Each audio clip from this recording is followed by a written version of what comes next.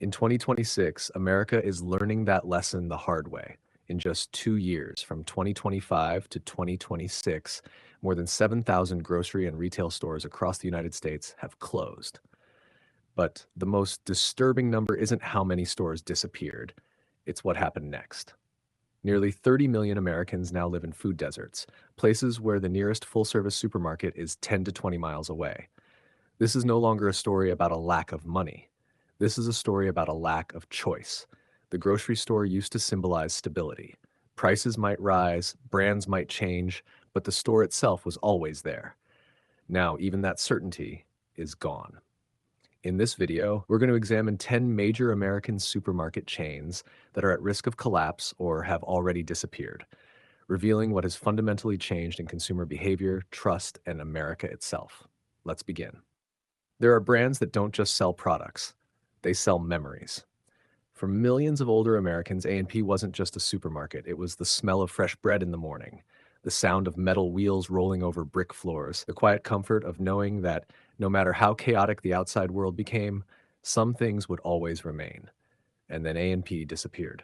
Not in a dramatic collapse, but slowly, like an old photograph fading under the sun.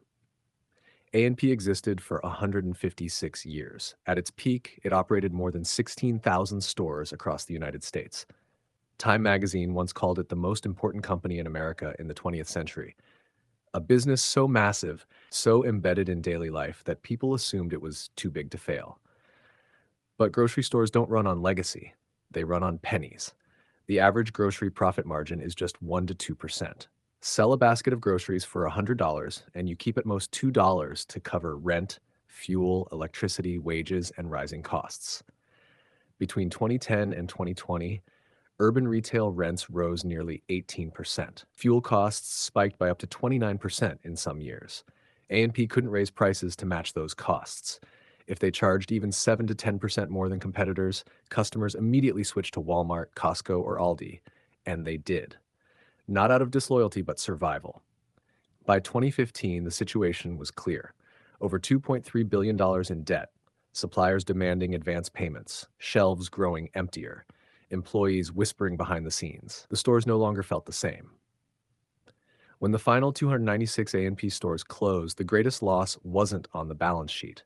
It was in the neighborhoods that suddenly had nowhere to buy fresh food. Elderly residents now had to drive 20 or 30 extra minutes just to buy milk. A&P didn't fail because of one bad decision. It failed because history doesn't receive discounts in an inflationary economy. And the question that lingers is this: if a 156-year-old giant couldn't survive on paper-thin margins, who will be next? If A&P is a lesson in history versus inflation, Fresh and Easy is a lesson in overconfidence. In 2007, Tesco, the world's third largest retailer, entered the US market convinced it had already solved grocery retail. Armed with data, models, and forecasts, Fresh and Easy was designed to be clean, efficient, and minimal. Few employees, heavy reliance on prepackaged food. Customers would come in, grab items, pay, and leave quickly. On paper, it was perfect. But America doesn't run on spreadsheets. For many Americans, grocery shopping isn't just transactional. It's habit. It's trust. It's touching produce, inspecting meat, and asking a simple question: is this fresh today? Fresh and Easy removed those human moments and then wondered why customers didn't return. Revenue per store reached only about 50% of projections. Centralized warehouses that worked in Europe became a logistical nightmare across the vast distances of the Western US. Food spoiled. Costs ballooned. By 2012, Tesco admitted it had lost over $1 billion. Fresh and Easy didn't fail because of technology. It failed because it believed technology could replace familiarity. Some stores disappear loudly, others vanish so quietly you only notice when they're gone. Dominic's was the heartbeat of Chicago neighborhoods for decades. Familiar staff, local products, a place where shopping also meant belonging. Then Safeway acquired Dominic's in 1998. Nothing changed overnight, but slowly, unmistakably, the soul faded. Local items disappeared, prices crept upward, staff was cut, decisions were made far away from Chicago. The store still existed, but it no longer felt like theirs.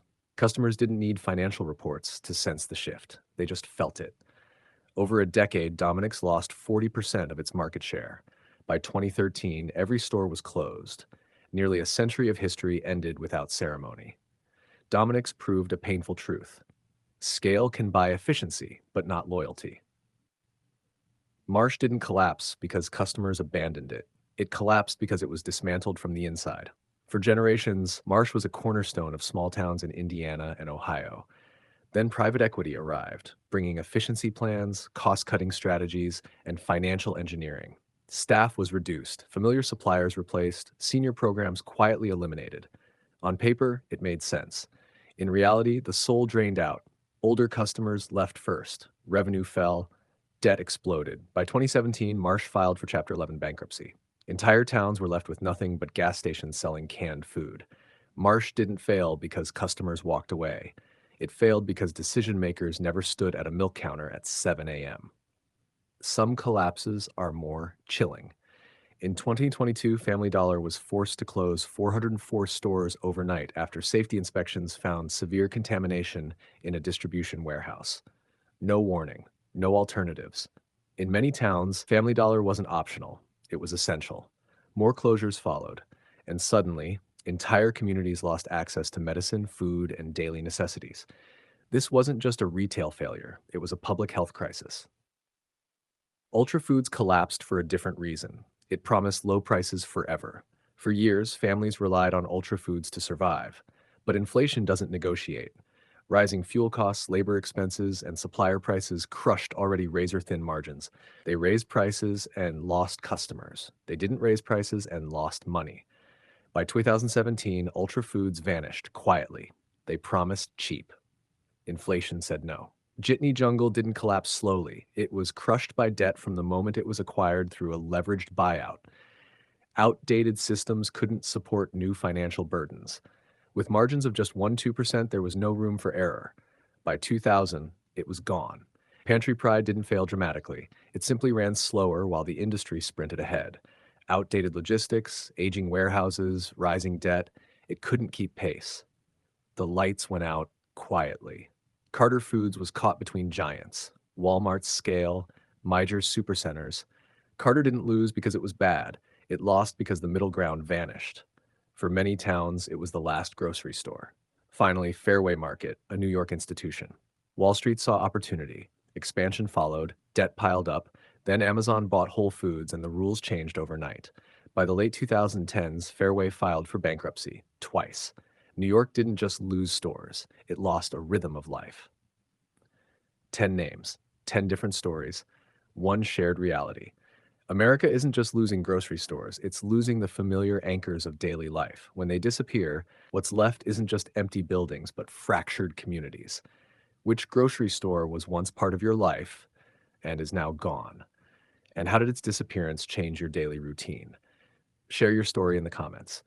If you found this analysis meaningful, subscribe for more deep dives into the quiet economic shifts reshaping America.